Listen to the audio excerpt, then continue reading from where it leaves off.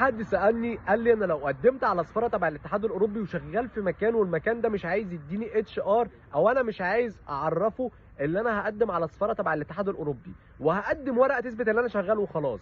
السفاره هي طالبه منك HR مكتوب فيه بيانات شغلك، مكتوب فيه انت بتقبض كام، مكتوب فيه موجه لسفاره كذا. فانت لو قدمت لهم ورقه تثبت انك شغال في المكان ده وخلاص، السفاره هتاخد انطباع انك عايز تسافر من ورا المكان ده، ولو جات لك التاشيره انت ممكن تكسر وما ترجعش تاني. فالحركه دي اوعك تعملها. لازما لما تقدم HR لازما يكون مكتوب فيه HR موجه لسفاره كذا، انك شغال من سنه كذا، انك بتتقاضى مبلغ كذا. لازما تكون البيانات دي كلها موجوده، الايميل بتاع الشركه ورقم تليفونات الشركه، ده كله لازما يكون موجود في HR.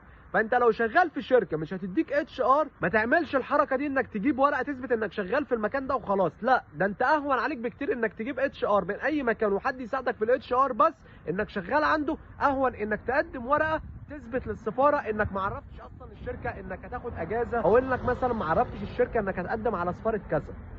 فهمتونا يا جماعه؟ عشان ما يتاخدش عنكم انطباع انكم مش معرفين المكان اللي انتوا شغالين فيه انكم مقدمين على سفاره تبع الاتحاد الاوروبي وعايزين تسافروا، فالحركه دي ممكن تخليك تاخد رفض. السلام عليكم.